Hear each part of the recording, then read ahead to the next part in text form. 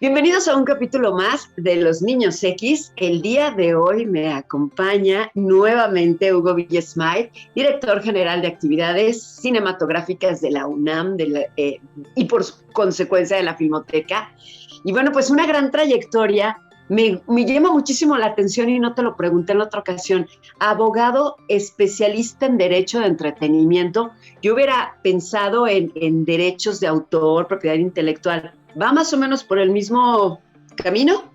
Es una de las partes que integra el derecho al entretenimiento. El derecho de autor es como el origen de todos los demás derechos que se generan con las obras cinematográficas y audiovisuales, pero hay una serie ahí de temas que tienen que ver con otras especialidades del derecho, como es hasta el arrendamiento inmobiliario, porque se tiene que salir a filmar en locaciones, un poco como la especialización en derecho de autor sí funciona muy bien, pero yo por cuestiones profesionales la he ido extendiendo a el derecho al entretenimiento.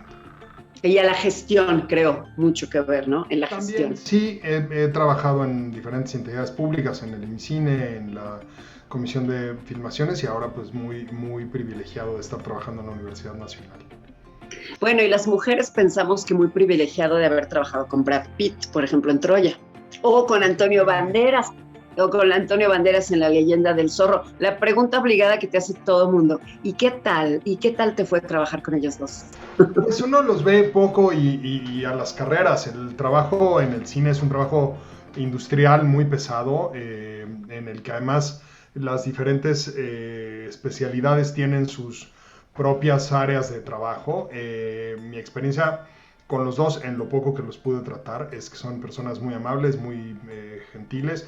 Un poco más con Antonio Banderas porque es como más notable porque hay una afinidad idiomática, por supuesto, que te permite cuando lo ves decir buenos días y que te conteste buenos días y que le sea familiar hablar en español. De hecho, hasta me imagino que por momentos debe echarlo un poco de menos el poder comunicarse en español. Él es malagueño.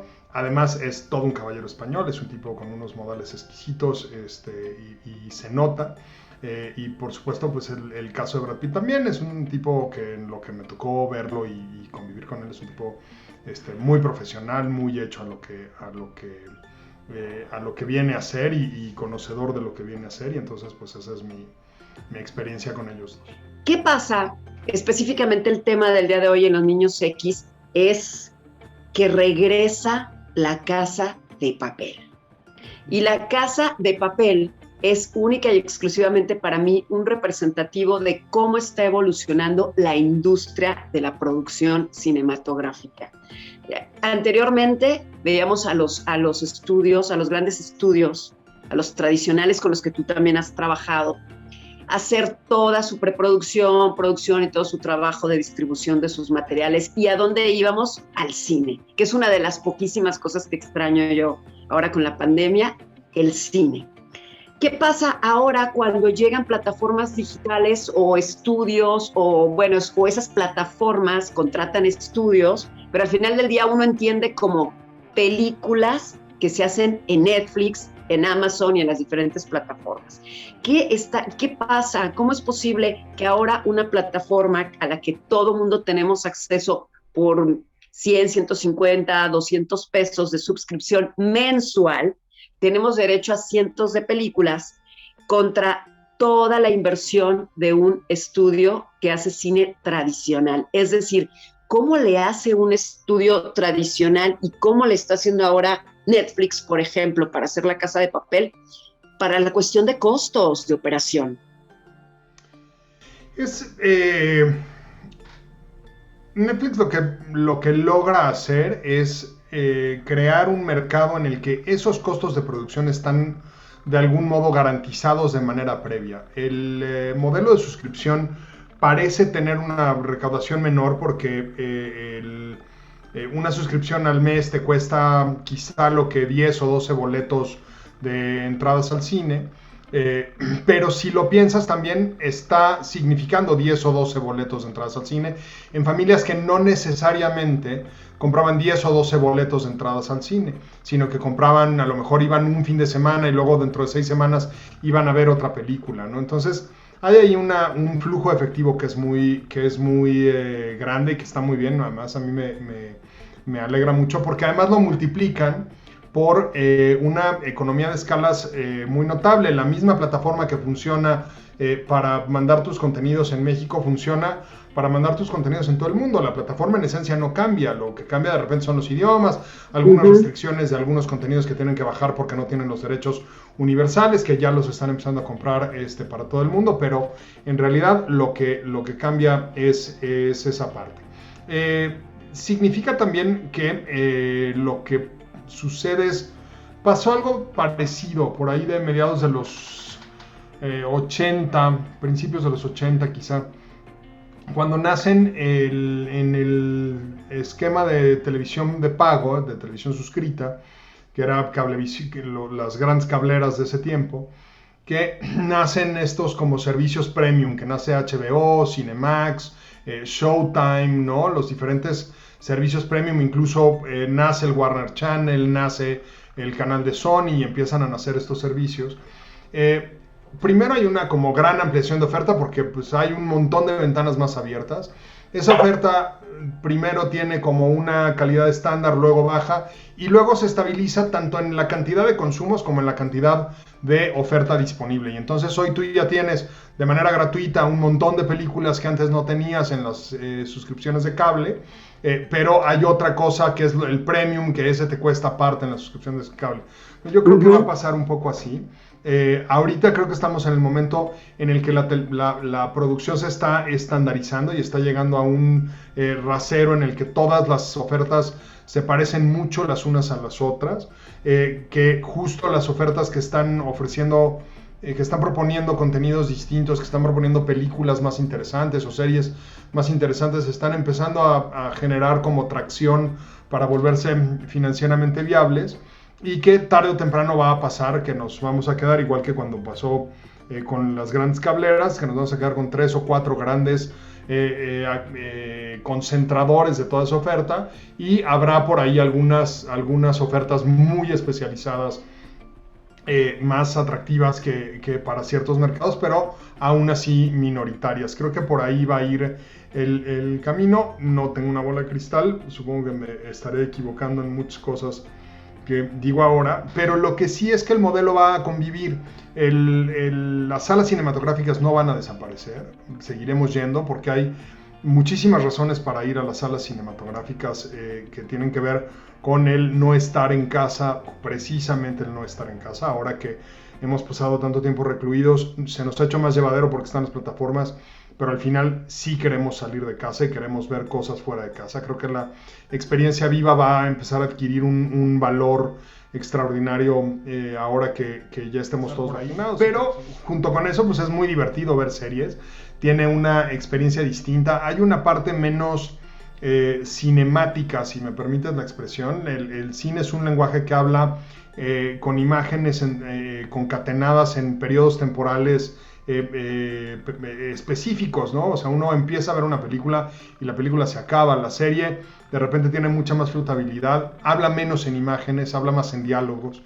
Se parece en ese sentido, en la construcción narrativa, se parecen mucho más al teatro que al cine, ¿no? Si uno ve películas como el gran cine, por ejemplo, de un animador formidable canadiense que se apellidaba McLaren, y uno ve el cine de animación de McLaren, se da cuenta que se puede decir mucho solamente diciéndolo con imágenes y con sonidos, y de repente el streaming necesita, sobre todo cuando es de series, necesita mucho más de la voz.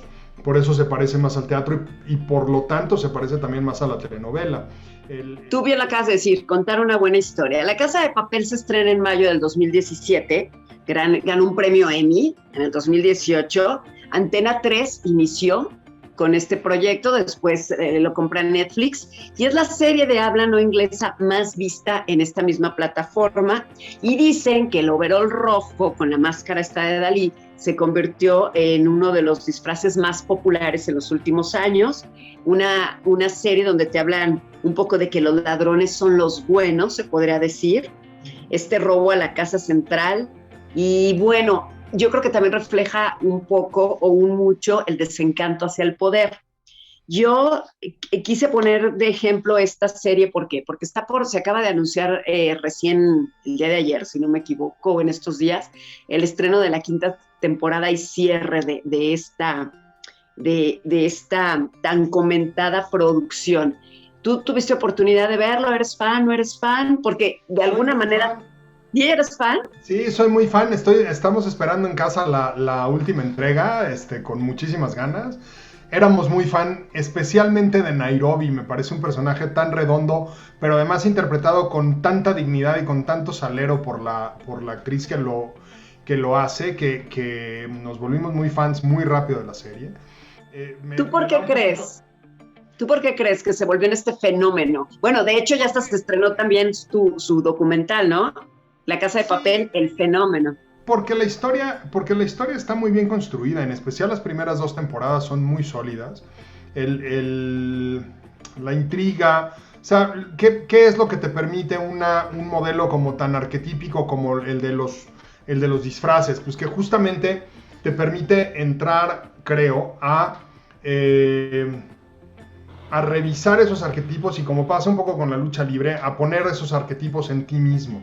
En tanto que no hay una cara identificable, no hay un rostro ahí puesto, no hay una forma de vestirse ahí puesta, es muy fácil realizar esa transferencia emocional de los unos a los otros. Me da un poquito de risa, visto ya no como fan, sino como profesional de esta industria, porque justo es una historia, como bien dices, que trata un poco quizá de montarse en el anarquismo antisistémico y específicamente antifinanciero que nos deja sobre todo la crisis del 2008, de la que muchos países no nos hemos recuperado todavía, y ya entramos a la crisis del 2021. La palabra fobaproa, que nos asusta a todos. Va por ahí el tema. Pero además es muy gracioso que quien lo haya iniciado sea Antena 3, que es un multicorporativo descomunal en España, ¿no? Y que la que lo haya comprado sea Netflix, ¿no? Un multicorporativo mundial. Esto es, alguna vez, en una conversación muy cándida, por ahí del 2010 habrá sido, o sea, poquito, no me acuerdo si poquito antes o poquito después de que iniciara operaciones Netflix en México, algunos altos ejecutivos de la industria en Hollywood, desayuné con ellos por una invitación profesional ahí que me hacían en un festival 4 días de seminario y desayuné con ellos, un par de croissants y unos cafés, sabes, en las mesas estas en las que te ponen, que ya estás como desde antes puesto quién se va a sentar con quién. Uh-huh. Me dijo con muchísima candidez uno de estos ejecutivos, que yo le dije, creo que van a tener una buena experiencia en México, creo que les va a ir muy bien, les va a sorprender lo rápido que crece el mercado de casa. En INCINE nosotros lo tenemos muy bien mapeado, porque el mercado del DVD y del Blu-ray ilegal es un mercado muy grande, un mercado 4 o 5 veces más grande de lo que era el mercado legal, y eso pues significaba pérdidas, por supuesto, para las majors, pero también para los productores de cine mexicano, que no tenían ya esa ventana de recuperación en el horizonte. Y ese mercado era por el que iban ellos, ¿no? El mercado de quien compra en casa para no tener que salir y poder ver 5 o 6 cosas distintas, sin tener que gastar el dinero que cuesta ir al cine en México. Y me dijo con muchísima candidez esta persona, un altísimo ejecutivo en la estructura de Netflix, me dijo, en lo que se comía un croissant y un café, ¿sabes? Me dijo, mira, si tú juntas a Amazon, que evidentemente ahora es Amazon Premium en su versión mediática, a nosotros, o sea, Netflix, a Apple, y me dijo, y a Disney, y nos pone sobre la mesa, podríamos entre todos comprar todo el catálogo de todas las películas que han hecho todos los estudios en la historia de Hollywood, y todavía nos sobraría como el 70% del efectivo que tenemos en caja. No del efectivo que tenían para invertir, no, del efectivo que tenemos en caja, o sea, de nuestro flujo de efectivo en caja. Era una ¿Y tú qué cosa opinas? descomunal. ¿Tú qué opinas? ¿Lo decía en serio? Lo puedes seguir, o sea, tú puedes buscas total de suscriptores de Netflix en el mundo y lo multiplicas por lo que cuesta la suscripción al mes por 12 meses y te das cuenta que tienen un flujo efectivo bestial, ¿no? Que qué bueno además que lo generaron, porque lo generaron con innovación, lo generaron con contenido, con una combinación que además fue muy visionaria de Reed Hastings, el fundador de Netflix, que según recuerdo, la anécdota es que lo sacaron casi a patadas de Blockbuster. Él fue a picharles la idea para Netflix en Blockbuster y Blockbuster le dijo, el DVD nunca va a desaparecer, el directo a casa no va a existir, lo que estás haciendo es una tontería, y lo echaron a patadas. 10 años después, el último Blockbuster quebró, 2 o 3 años antes de que él abriera de que él lanzara Netflix como proyecto mundial. Entonces, solo con la idea de poder tener streaming ya habían quebrado a Blockbuster. Entonces, pues eso, es como un negocio muy grande, muy afortunado, pero pues se me hace chistoso que una serie que habla sobre el anarquismo y sobre luchar contra los grandes corporativos sea justo financiada por uno de las 4 o 5 marcas corporativas más reconocibles de los últimos 20 años, ¿no? Entonces, todo el mundo tiene, perdón, digo, todo mundo tiene su precio al final. Es industria. Todo el mundo tiene su precio. No, bueno, y al final de cuentas es una historia de ficción, evidentemente. El escenario de entrada es tan imposible de pensar que, de nuevo, se presta a un montón de ejercicios dramáticos y ejercicios narrativos que lo hacen muy, muy, muy interesante, ¿no? Para ti, ¿cuál es tú que eres fan de La Casa de Papel? A mí me llama mucho la atención. A mí, en lo personal, yo lo que sí tengo que hacer es ponerle subtítulos, aunque sea en español, para entenderla mejor, definitivamente. Ingeniosos diálogos, y muy, muy interesante, tú que estás en la industria, muy interesante los ángulos, las tomas, los colores, las iluminaciones, también la parte técnica te hace muy, muy dinámica la presentación de cada capítulo. ¿A dónde crees que va esta serie? ¿Qué va a pasar?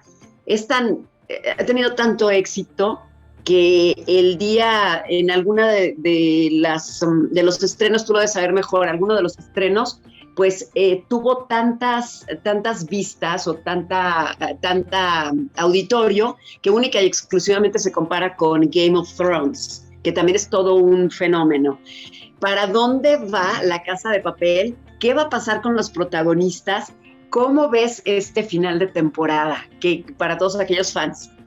Mira, yo creo que lo que va a seguir es un poco despedirlos sobre todo a los personajes más importantes que hemos estado visitando, al profesor y a la policía. Creo que eso es el siguiente gran paso. Creo que les van a hacer un poco como hacen los entrenadores de los equipos de fútbol americano en el Super Bowl cuando ya van ganando 57-0 y quedan 10 minutos, que van sacando uno por uno cada jugada para que les aplaudan a los titulares. Yo creo que van a intentar hacer eso, van a visitar el cómo ir sacando a Raquel, al profesor, por ahí a algún otro de los personajes muy relevantes, e irse despidiendo de ellos. A mí, te digo, me da mucha tristeza que se hayan reventado al personaje que es Alba Flores, Nairobi, porque creo que era el que más nos gustaba aquí en la casa, tenía su club de fans. Creo que Najwa Nimri, la que hace Alicia Sierra, a la policía negociadora, creo que también le van a hacer algún tipo de despedida, algún tipo de homenaje en alguno de los episodios. Y probablemente van a intentar, que es algo que hizo Game of Thrones y que ya veremos creo que muy pronto, van a intentar poner, a partir de este concepto tan extraño que es el concepto de los universos cinemáticos, pues creo que van a intentar poner ahí las primeras piedritas de el camino que nos va a llevar al siguiente universo de los mismos productores, que por ahí será a lo mejor una historia previa de alguno de los personajes, como han hecho algunas series, o a lo mejor una historia lateral, ¿no? Que nos lleve a otro lado. Tiene que ver con el cómo se cuentan las historias. Yo hace algunos años, en alguna de las ya muchísimas entregas cinematográficas de la serie Star Wars, fui a verla con mis sobrinas, que son, en ese tiempo deben haber tenido 21, 22 y 18, 19 años. Y mi sobrina mayor, que además estudió letras hispánicas, me contaba un poco, le dije, es que a mí ya no me gustan estas entregas, y me dijo, pues es que ya no están construidas para gente de tu edad, están construidas, hay algunos personajes que viven en la película, pero ya nunca existen en la novela, y otros que solo existen en la novela gráfica y en el juego de video, pero que ya nunca van a la película, ¿no? Y así es como una creación de diferentes burbujas narrativas a partir de la burbuja central, ¿no? Un poco como un diagrama de Venn. Entonces eso es lo que creo que tratarán también de hacer. Ya veremos, y veremos también si nos gusta tanto como nos gustaron las primeras entregas. Para ti, ya para cerrar, ahora que La Casa de Papel en teoría se termina, porque bien dices tú, hay muchas posibilidades de estos universos paralelos, unos zapatos difíciles de llenar, ¿qué otra serie que tú le veas futuro y que podría convertirse en el fenómeno de La Casa de Papel, y sobre todo honrando al cine, pues en este caso iberoamericano o latino, alguien que pudiera llenar los zapatos o el lugar que va a dejar en determinado momento La Casa de Papel? Pues ya veremos. Yo creo que justo parte de lo que hablábamos con respecto a la posibilidad de ver ofertas que de otro modo no tendrías. A nosotros también nos fascinó una serie que se llamó Dark, por ejemplo, que es una serie alemana que de otro modo jamás habríamos buenísima, buenísima. En México. Por ahí vimos también Perros de Berlín, una serie estupenda, más cortita, pero estupenda. Estamos viendo ahora una serie polaca. Vimos hace algunos meses una serie china. Entonces, creo que eso es lo que nos irá llevando, la posibilidad de ver estas grandes historias, pero en muchas versiones distintas, más bien ver diferentes historias desde diferentes lugares del mundo. Tú que tienes tu propia casa productora, ¿ves pronto que en México se pueden generar contenidos de este nivel? Fíjate, ya se están generando. O sea, por ejemplo, el fenómeno Luis Miguel en Iberoamérica es una cosa muy potente. El juego de las llaves a Amazon le ha ido muy bien con esa serie. Han caminado muy bien. Tienen por ahí algunos proyectos que creo que son muy interesantes y muy potentes.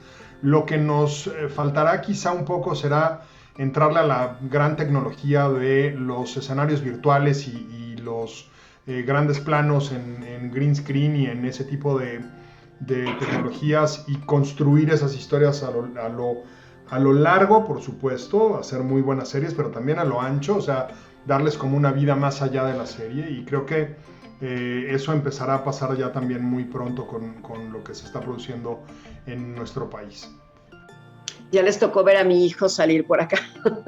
Estamos en vivo y acaba de salir mi hijo al trabajo, pero bueno, pues es parte del show de hacer los programas en vivo. Hugo, te agradezco muchísimo. Yo espero que nos aceptes la invitación nuevamente, porque este tema del cine nunca se acaba. Y podríamos hablar de más series y podríamos hablar de más cosas, pero por lo pronto te agradezco muchísimo que compartieras con nosotros estos minutos. Y bueno, pues vamos a ver qué pasa con La Casa de Papel, y si tus predicciones con respecto a estos mundos alternativos, estas dimensiones o estas historias alternativas se convierten en una realidad en los años venideros. Pues con muchísimo gusto, y yo siempre materia dispuesta para estar aquí con ustedes.